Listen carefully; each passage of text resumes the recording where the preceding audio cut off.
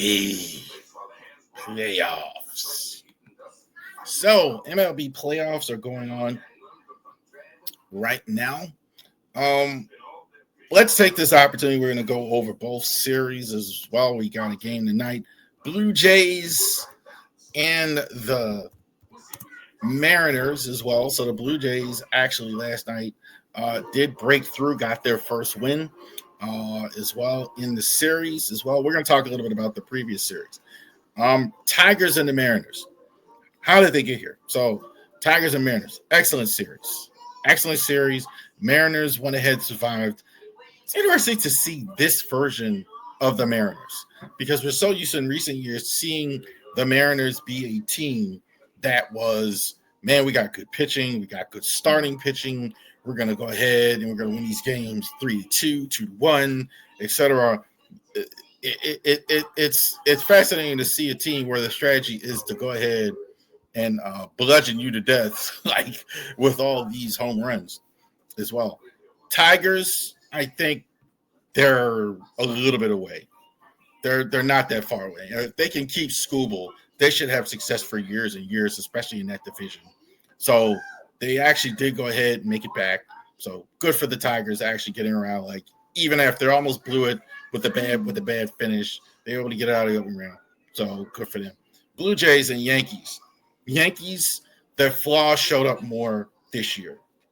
And with Judge, basically is He-Man and Fried, I thought was a good starting pitching. They have a few more good starting pitchers, but they didn't have enough of a team. They have too many flaws in other places. Defense wasn't great last year. I think it was worse.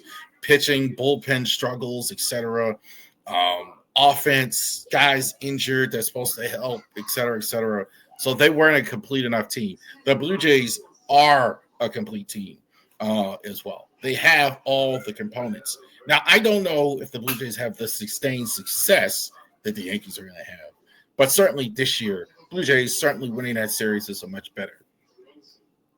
In this series, it's just been all about the pitching here as well. Who's getting the good pitching starts as well? Mariners did in the first two games. That's why they won. Blue Jays did in game three.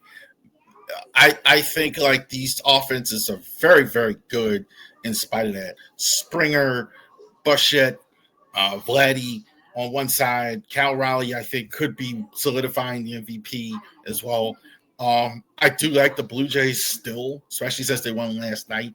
I think they can go ahead and overcome this and win the series. I do think they have the better team as well. National League, Brewers and the Dodgers. Brewers, I think, are a fascinating story because Craig Counsell leaving them and going to Chicago to go ahead and win a World Series because he didn't feel like he can win one in Milwaukee. And all Milwaukee has done is actually outperform the Cubs both years.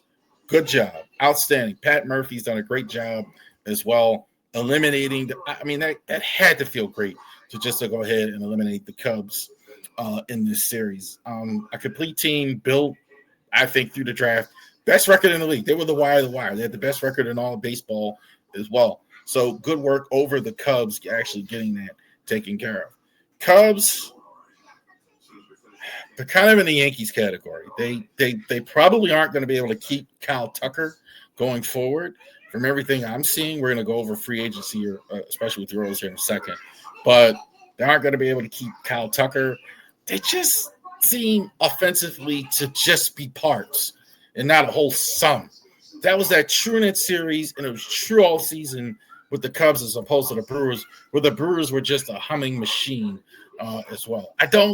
It's interesting with Counsell. All those years he can kind of make it work with a little bit, on the margins. But now he's got more resources, and they just don't look as well. They also don't have a real true ace in Chicago either. They just looked okay as well. So interesting to see what happens there. But that's fascinating stuff. Dodgers in this series over the Phillies. It's a shame that both of those two teams even had to be in that round, Dodgers and the Phillies. I think the Phillies are what they are. I think it could be the end of the line for them. We'll see what happens in the offseason. But they're getting a little long in the tooth, as good as they were. Schwarber's a free agent. Raul Muto's a free agent. Nola wasn't the same. Wheeler went out with an injury. They did have Suarez. I mean, they did have a lot going for them. Trey Turner had a good finish. We'll see if they can keep this rolling, because they could be the end of the line as good as it was. The Dodgers are what the Dodgers are. The Dodgers, I mean, the only thing that's going to sink the battleship for them is if they can't get this relief pitching right, which has been terrible. Even in this series, even in the playoff series with the Phillies, it wasn't good then. So they can get pitching right. They will be fine. They will not sink the battleship. That's the biggest concern with them as well. In this series, Dodgers and the Brewers as well. They are leading this series 2-0 right now. They're going at it in the fifth, 1-1. It's hard not to take the Dodgers as well. There's just so much talent. I mean, Snell in that first game, terrific. They haven't even been using parts of the season. Ohtani on the mound, and Kershaw had to kind of. I mean, there's just so many good players on that offense as well. Betts, Ohtani, Freeman, etc. Hernandez. There's a lot there. As good as the Brewers have been, they're just running into a juggernaut. If they don't get the only hope, you got to keep with the Dodgers. You got to keep these games close late. They horse race you early, and it's not going to work. So 1-1, I do like the Dodgers in this series. I think the Dodgers roster is much better than any other team in baseball. So there you go. Playoffs. Next week, we're going to be talking about LCS League Championship Series. The two winners of the series, Mariners and the Blue Jays, and the we're talking about the LCS, obviously. World Series, right? So the winners of the LCS, Mariners and the Blue Jays, and the Dodgers and the Brewers are going to be in the 2025 World Series, the last of the big events of the year in the three major sports. All right. Let's talk Orioles. Talk Orioles free agency. Let's go ahead and get that popping, cracking, lacking. While before we get to that, definitely all of you out there, share the video right now. All of you watching, I see the number there in the corner watching. Most of you watching on our X feed, watching on our Kick feed, watching on our Twitch feed, watching on YouTube right now.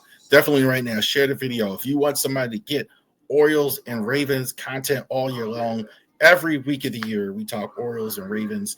We're going to do that here at Ravery Sports as well. And I just want to thank all of you. We're almost at 800 people now on Twitter following us.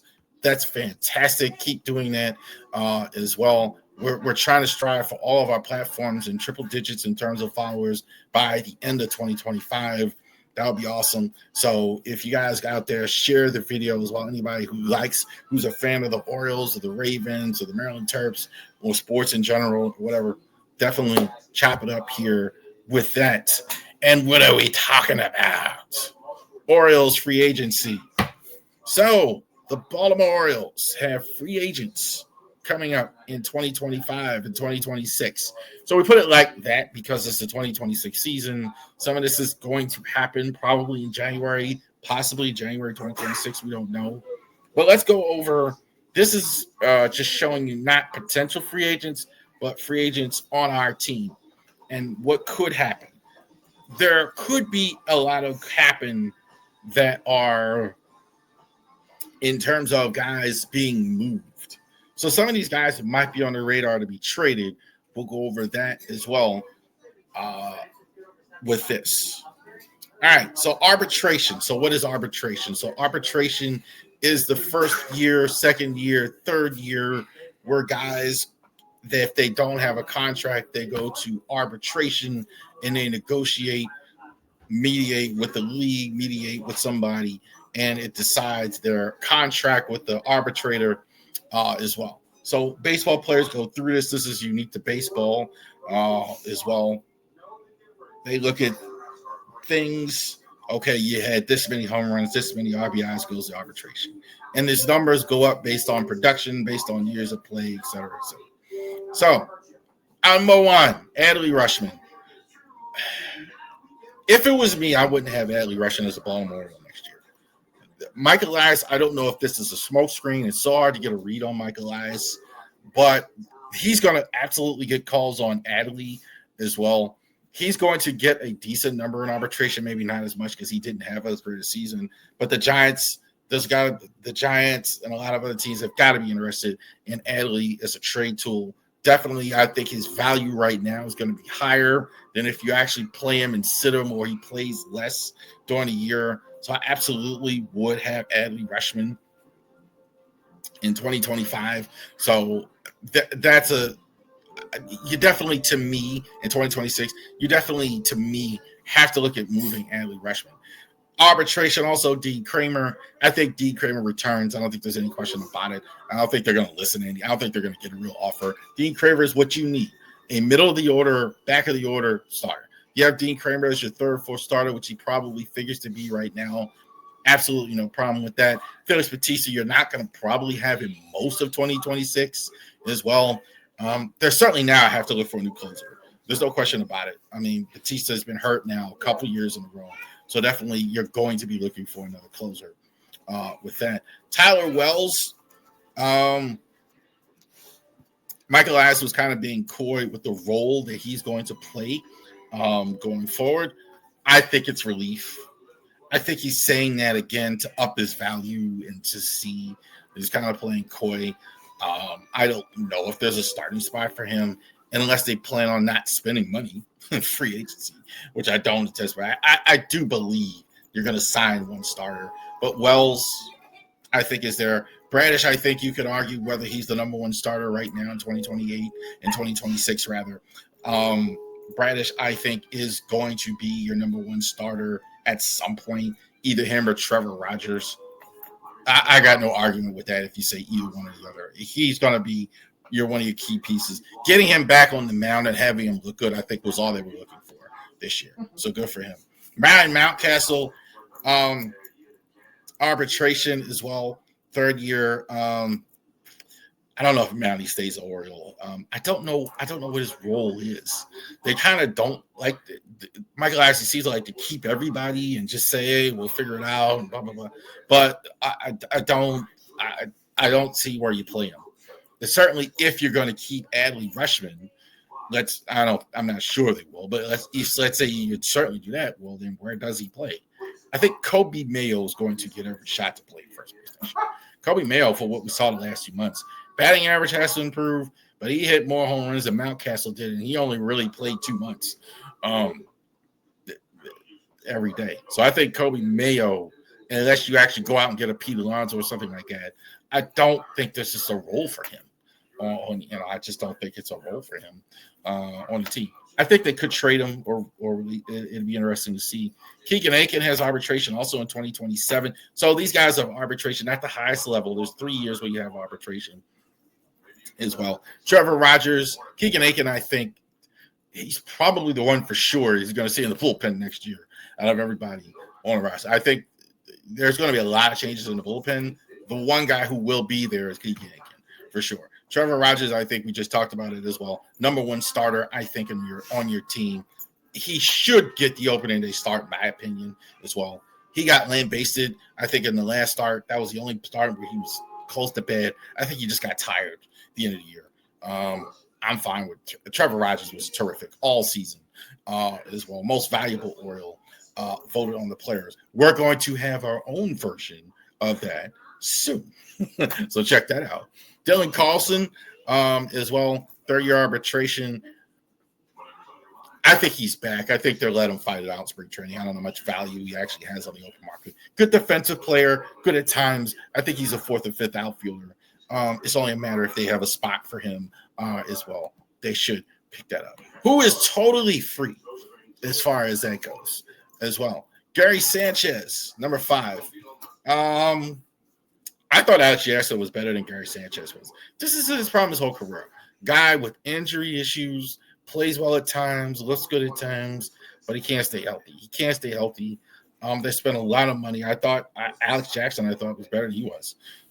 So interesting to see what happens. My guess is he goes to another team and gets a backup job there. Somebody picks him up as well. Doubt it. I think you see him in an Oriole uniform next year. Jorge Mateo, number 4 on the list. I actually don't have a lot of Jorge Mateo hate like a lot of people do. I think I don't think they're going to pick up this 5-year deal, this $5.5 million that he's owed. It's a club option. And again, you never know what Michael Elias again because he likes to keep everybody and just say. I could absolutely see him saying, "Well, we like Jorge, and he's going to fight it out. He's going to." Him and Mounty, I just don't see a spot for him. I just don't see a spot for him. He's a reserve middle infielder. Your infield, I think, now is solidified. So Mayo's there, Holiday's there, Gunner's there, and Westy's there. So I don't think there is. You could say he's a backup, I guess, but I don't know if I'm paying $5.5 million as well, especially when you have all these guys coming up in the minors as well. But yeah, I think most teams would not pick up this option. But you never know with Michael Elias. You never know what he's going to do. I mean, he might do it. Player opt out. Tyler O'Neill, number 3. We just got absolute nothing from O'Neill this year, in my opinion. I don't think he did a thing. A couple good games, I guess, but just this was what we feared. He can't stay healthy. He can't stay healthy. He can't stay on the field. He can't be as productive when he was on the field. He wasn't as productive. I'm sure they're hoping, they're never going to say this, obviously, that he opts out. He's not going to do it because I don't think anybody else is going to give him what he's already getting. His base salary is going to be $16.5 million. He's got a 3-year deal with a player opt out after this season for $49.5 million. I seriously doubt anybody that saw him last year that's going to give him 18, 19 million. He's going to opt out of that or feel the team. So I would think he's going to stay as well. But I would think, I'm sure they're hoping they somehow believes that some other team's going to do it. I don't think so, though. I think definitely Tyler O'Neill will be back in right field for the Orioles because they're going to pay him. They're going to have to pay him that contract. Now, with that said, say something good. He can be a decent enough player when healthy. He's not just. I think the problem is he's just a guy. He's just injury prone. He's a guy who seems to spend a lot of time on the shelf. But that would be the upside to that. Tomo Sagano, yes sir. As advertised, 35 years old. Played most of his career in Japan. He was as advertised. I thought he was decent. Not great. Won, I think, the most games. I think he won 10 games last year. It was 10 or 11. I would be surprised if he's back. It wouldn't shock me if they 10-10, 4.64 ERA. I think the number he got was not. They're not going to do that again. I mean, he's got like I think it was 15 million, 12 million, something like that. I don't think they're going to do that again. But I wouldn't shock me if they brought him back or he wanted to come back. I think he could be a middle of the order, late order start. But have him as a 4th or 5th starter. That doesn't bother me. I do think another team will sign him. Obviously, with all the Japanese players in the Dodgers, we're all thinking the Dodgers. Padres have a lot, So that's an obvious one. Somebody who needs some late rotation help, I think will definitely take a look at him. Uneven, but okay. I think that's a good way to put it. Zach Eflin, I think, is one. I don't think Zach Eflin will beat the Orioles next year, despite his injury issues. Unlike O'Neill, I do think there's going to be interest in Zach Eflin. I think he's too good when healthy for teams not to take a look at that as well. I don't think he'll get a big contract, but I think he'll get a solid contract for somebody. I could definitely see Tampa going ahead and giving him some money. I could definitely see Atlanta giving him some money. I could definitely see a team like that giving him some money, provided he's healthy enough to go and has a clean bill of health. But I think also too, you look at the rotation. Possibly you're going to have Rogers in the front. You're going to have Bradish in the front. You may be looking at a Dylan Cease. Hopefully, you may be looking at another veteran at the very least. I don't know if you're going to give the kind of money he might get somewhere else to Zach Eflin. Interesting to see. Possibly they see him as a fallback option as well. All right. There you go. Thank God I made it. Thank you very much for joining us here. Rave Sports Podcast. One more time, definitely subscribe to the Rave Sports Podcast and Driving to the Top Productions as well. We're definitely going to be doing our instant reaction. Next week, we're going to have our instant reaction after the Bears game. So definitely check that out. Thank you guys all, and you have a great rest of your day.